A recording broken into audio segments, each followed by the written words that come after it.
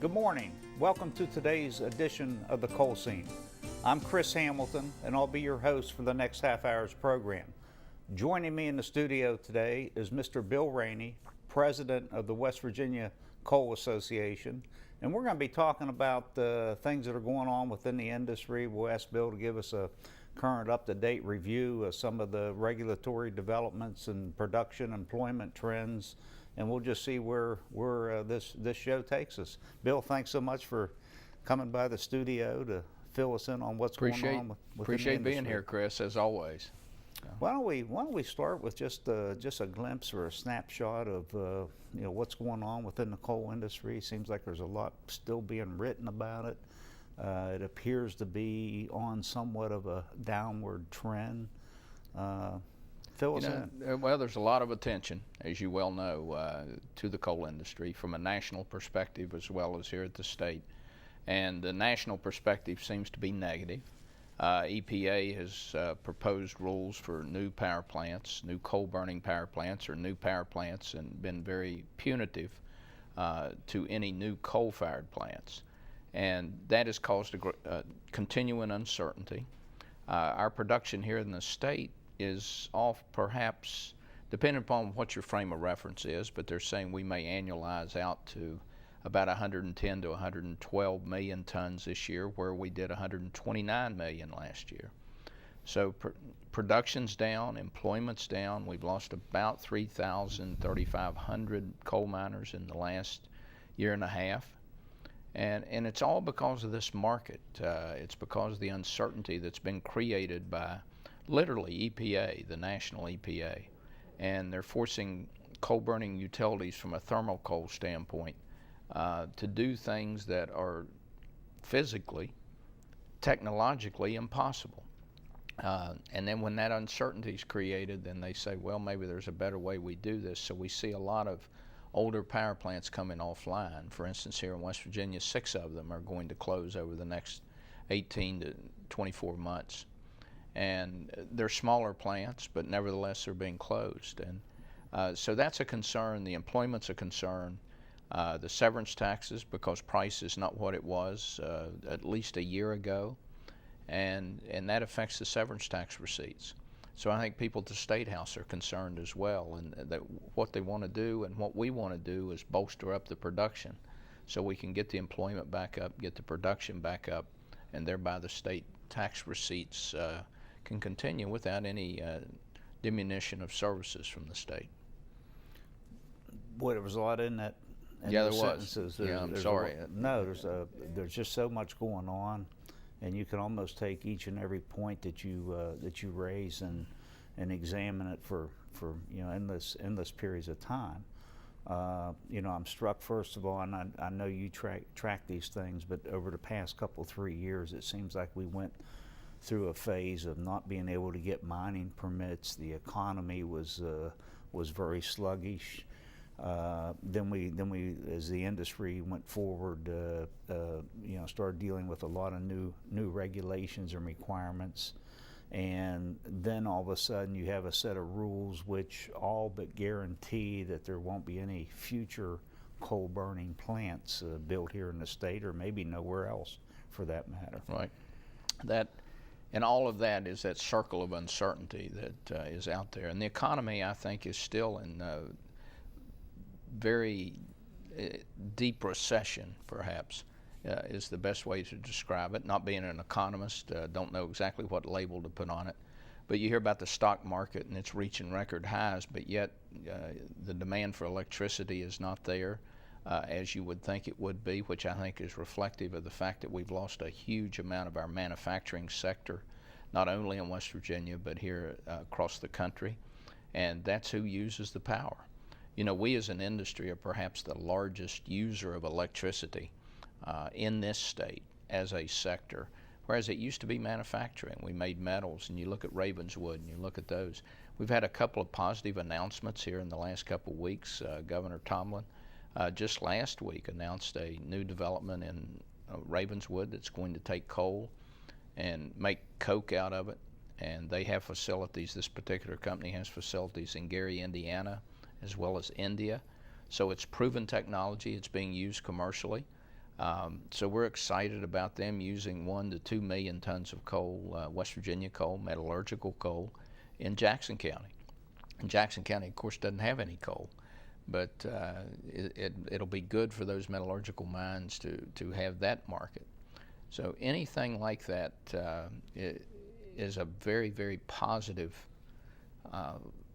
happening, if you will, because today all we hear about are the plant closings, we hear about the mine shutdowns, we hear about the layoffs, and some of it's to natural gas, the price of it, but there's not much switching going on here in West Virginia.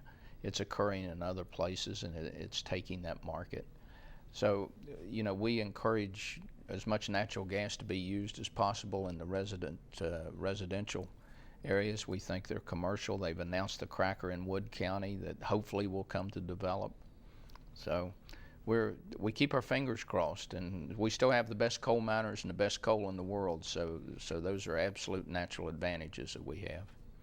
With respect to the new coking facility that was announced coming online, an unspoken positive about that is the fact that it will aid towards West Virginia consuming a greater volume of West Virginia coal, because we are a major exporter of power and energy generally, and so the more that we can build in-state consumption of coal and coal products would certainly secure those markets for years to come, as opposed to just relying on a market outside of West Virginia, as we do for a large percentage of our coal. Well, and it's very important. It's, as we've talked about, the frustration of having only half of the coal that's burned in the power plants here in West Virginia coming from West Virginia. We certainly need to work on that and try to make that happen, because it has much more value as a ton of coal mined here when you look at all the implications that come from and the benefits that come from a ton of coal being mined. So we want to work on that. The cracker's a very positive aspect. It's going to use a lot of electricity to do whatever it does with natural gas.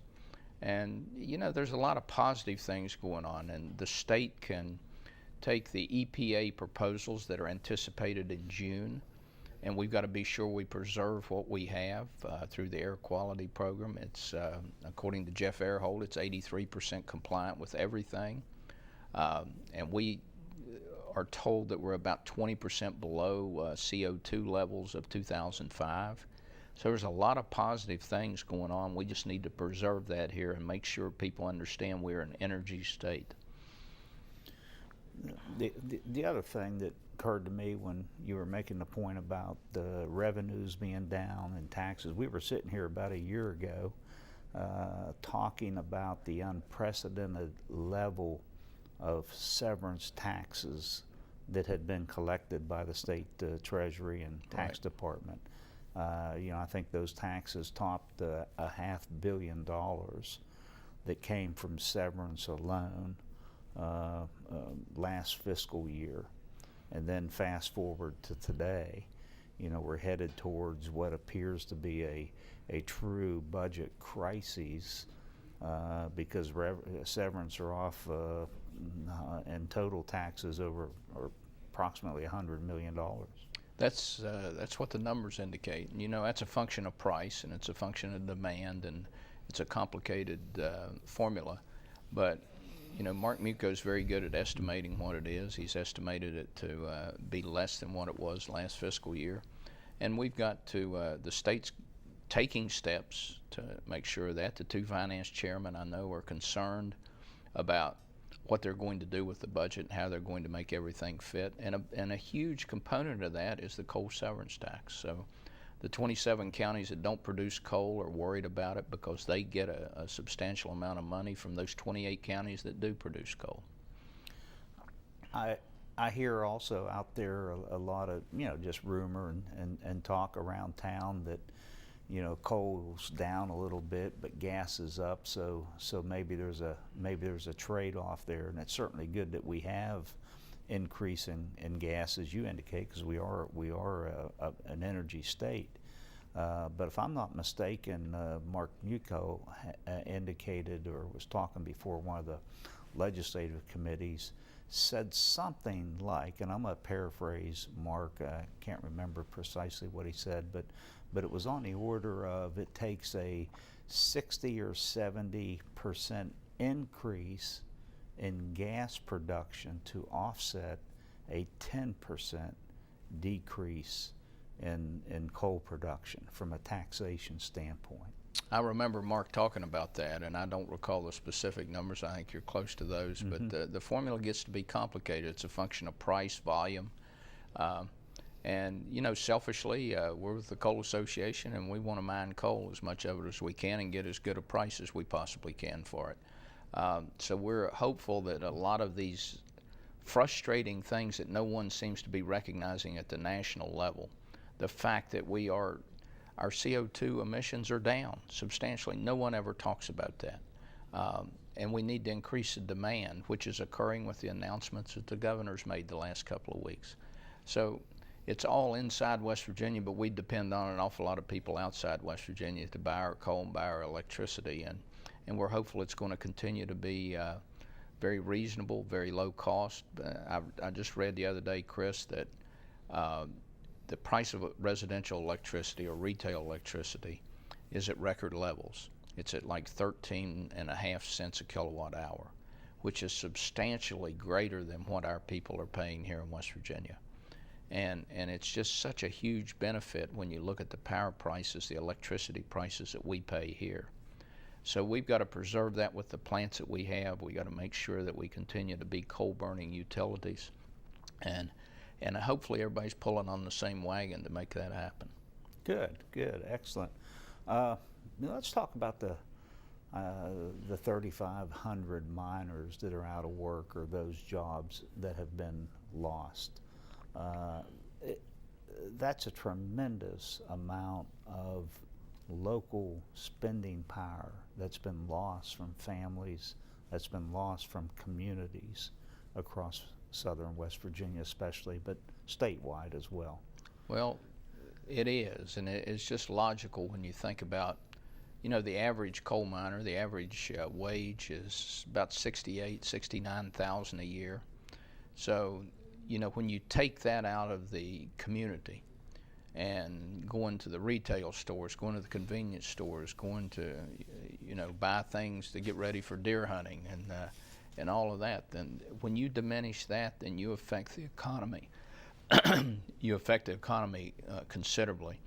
The economists, the smart guys, tell us that you can multiply it by 4 to 5 people working in the local economy for every coal miner that is digging coal. So, and we think it's greater than that in some areas. And you can see some of these counties are suffering right now. It's a function of property tax, but it's a tremendous direct impact from the fact that people are laid off and they're not confident enough to be spending the money to buy the automobiles and to buy the things that they enjoy but they don't need. And so we'd like to get back to the point of having full employment where people can buy the things that not only that they need but what they want. I read somewhere, I think, when you tally up all the job losses at the current time, it equates something like $1 billion collectively that's been removed from the economy, and that's just within the state. And then when you look at the similar unemployment levels in southeast Kentucky, southwest Virginia, that number's easily doubled, maybe even tripled. They tell us that, while things are less than we like for them to be here in West Virginia, that eastern Kentucky is in much worse shape. And there's many reasons for that, or at least people explain many reasons for that, but it is absolutely devastating to communities like Pikeville and Hazard, because they are so dependent, much as southern West Virginia is, on the coal mining industry. But we're seeing it affect here, the counties. Clay County, for instance, depends a great deal on the operation that was there, and it's been idled. So it's going to affect the county revenues very directly there. but you can see it throughout the coal fields. And I say 28 counties are coal-producing counties, and every one of them depend heavily on the coal mining industry. So we mine coal in 28 counties, but all 55 counties receive cash payments from the severance tax that's collected from coal mined in those 28 counties. They do. We were up in the Eastern Panhandle about a month and a half ago and talked about that. And there's no coal in the Eastern Panhandle, but there's a lot of people that use electricity and enjoy the low-cost electricity up there. And those three counties, Berkeley, Jefferson, and Morgan, received a little better than $800,000 in coal severance tax. And over the last 15, 18 years, they have received better than $50 million in infrastructure money that's helped develop a growing part of West Virginia. So the tentacles for the coal industry reach far and wide in the state, and a lot of people don't realize how much they do depend on that. But if we're not paying the taxes, someone's going to have to pay them, because people don't want any reduction in services. So theoretically, people in Berkeley, Jefferson, Morgan are benefiting directly by having money to fund important programs for seniors, less than fortunate families, county budgets, as well as infrastructure development. All that is being funded by coal mined, say in Logan County or Mingo County. It is. We have to constantly remind everyone that, an awful lot of their tax money that they don't have to pay depends on a coal miner working.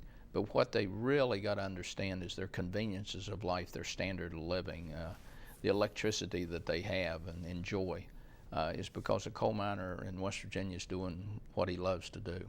And I think you could also make the argument that a higher portion of business taxes and also personal taxes, household taxes, are also lowered or offset because of the infusion of the coal severance dollars into those areas. Well, absolutely. I mean, you talked about $500 million. So who in the state is going to make up that $500 million? Someone's going to have to, but the state's dealing with a 7% budget reduction. Last year, they're talking about an additional 7%. And that's a concern when you look at the services. So everyone's got a vested interest, and we want them to absolutely love a coal miner, because they are the best in the world at what they do, and they don't want any accolades about what they do. They just simply want to be safe, go home to their families, and continue to do what they're the best in the world at. Switching gears just a little bit, I know the state, we've talked and established, it's well established that West Virginia is a major exporter of energy and coal. And if I'm not mistaken, there's traces of West Virginia coal that is transported or found in practically every state east of the Mississippi River.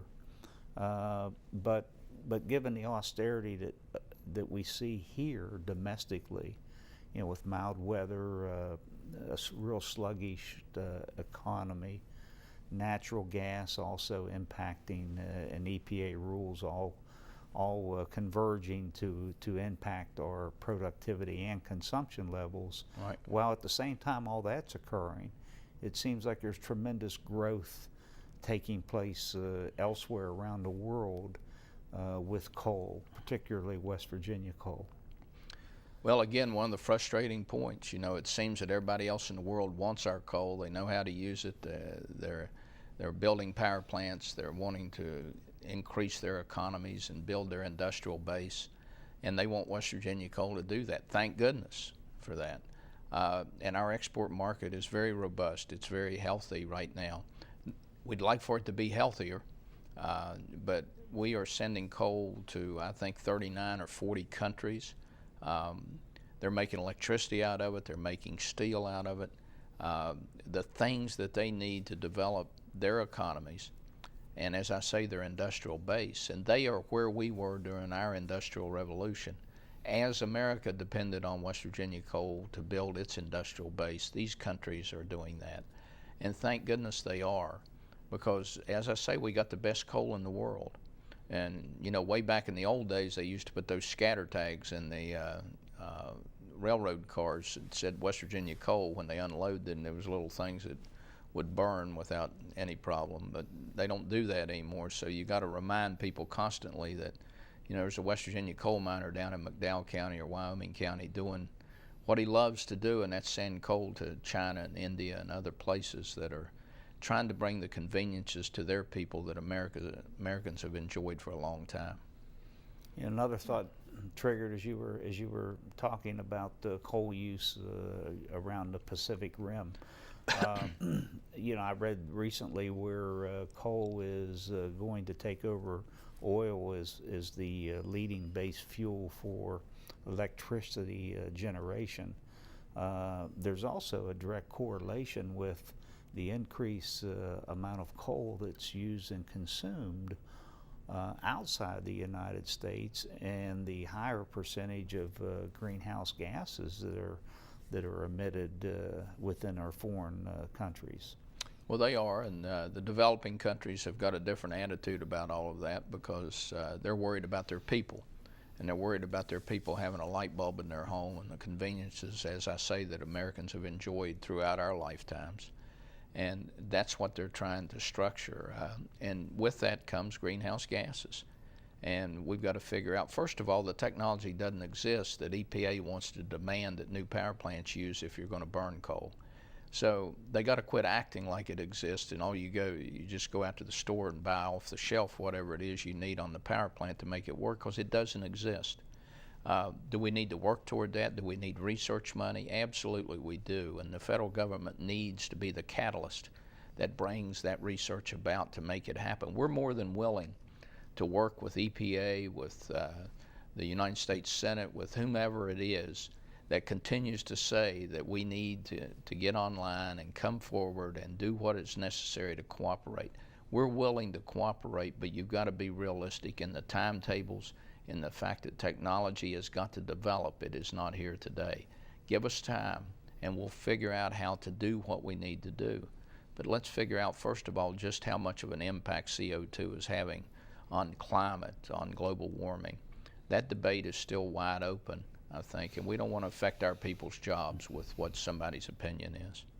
One of the things that I found myself saying in that discussion is that I'm not personally qualified to make independent judgments. I read a lot about it and have beliefs, but I'm not personally qualified to make judgment on whether global climate change is occurring, and if so, to what extent man is contributing.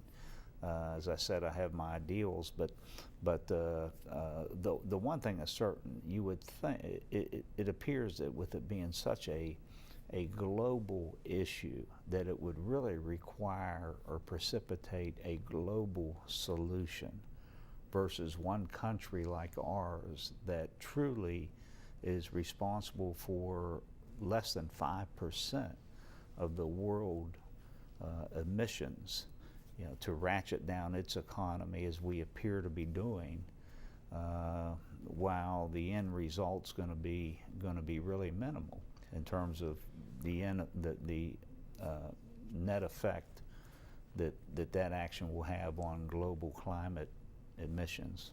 Well, again, that's a point of frustration because it's affecting our people, the people that are working at the operations of the coal companies across the state, and we got about 150 less coal mines operating today than we did a year ago.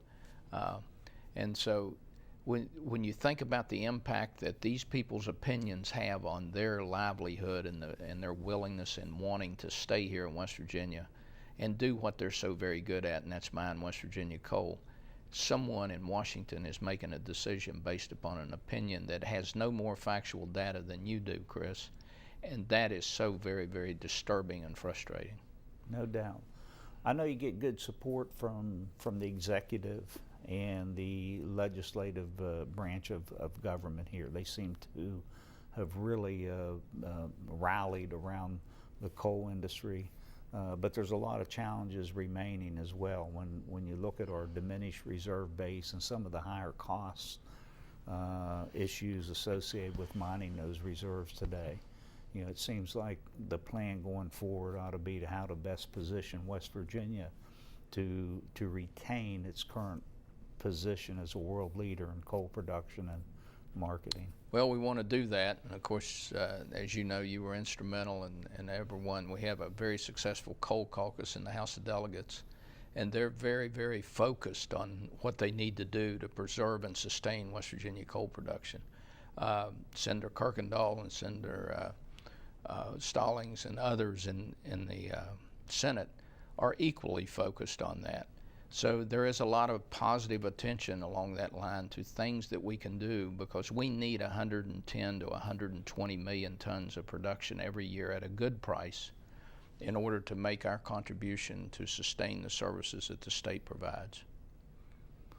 You know, again, another point, coal and coal-fired utilities account for a very, very high percentage of all business taxes paid in the state. They do. They absolutely do. And, you know, if that's diminished, then someone's going to have to take up the slack. And we don't want them to have to take up the slack. So we think, as you say, the executive and the legislative branches are very, very focused on that. And we think the state of West Virginia is. And you can just see when you're out there, people are wanting to know what they can do. And, you know, what they can do is support their Congress people. Our 5 people that are in Congress, 2 in Senate and 3 in the House of Representatives, and give them strength to go forward and try to bring the leverage and some sensibility to what's going on with this administration in Washington, D.C. Well, there's no question these are really challenging times.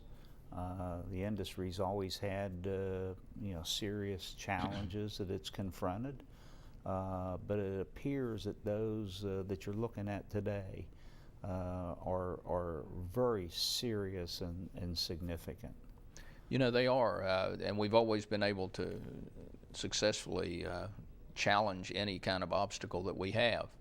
And I think we're prepared to do that. But what I say is the people that are making the decisions have got to get off of their personal agendas and give us reasonable timetables, such as they did the vehicle industry. And